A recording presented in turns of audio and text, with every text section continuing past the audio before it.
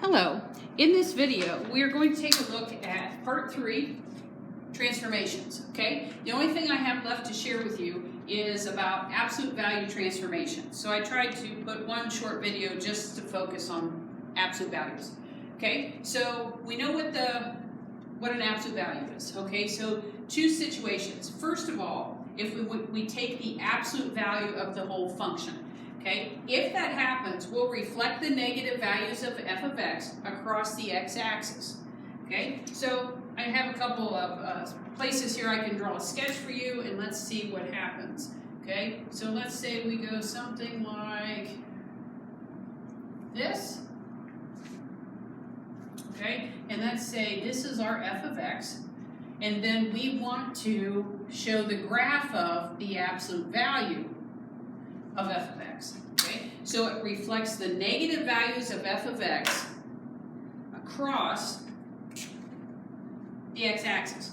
Okay, so negative values of the function. So anything below the x-axis. So this part here, and this part here, below the x-axis. Okay, so then what should happen is that part should come up. So instead of pointing down, this part's going to come up. So we're going to come up like this, okay? So if you can take this and kind of put it up, okay? Then the next part stays the same. This part here is already there. So hopefully I can draw that so it looks kind of the same. Down to here. Okay, this part here is going to reflect across the y. So we're going to come up and over, and the part that was already up stays up. Okay, so in making a mess of that, this part here has been reflected from here, down below the x-axis. Okay. This lower section has reflected up here. Okay, and then, so the blue squiggles that I have is the absolute value of f of x. Okay, the other situation for absolute value is if you take the absolute value of x first within the function. So that one's going to reflect the graph of f of x for positive values, for positive x values, across the y.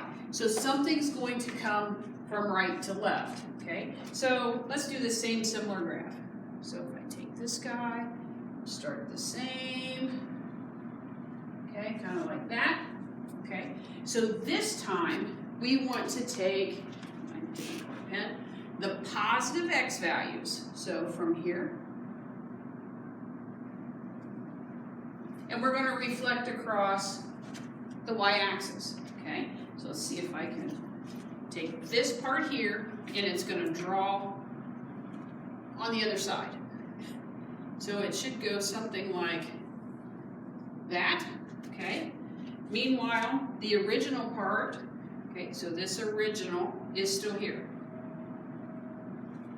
Okay, so we took this part here to the right of this W, if you will. We reflected it across the y-axis, okay, and now we have f of the absolute value of x, and that's what your graph would look like, okay? So again, this was part 3, transformations, absolute value graphs, and I hope you have good luck with those. Thanks for watching.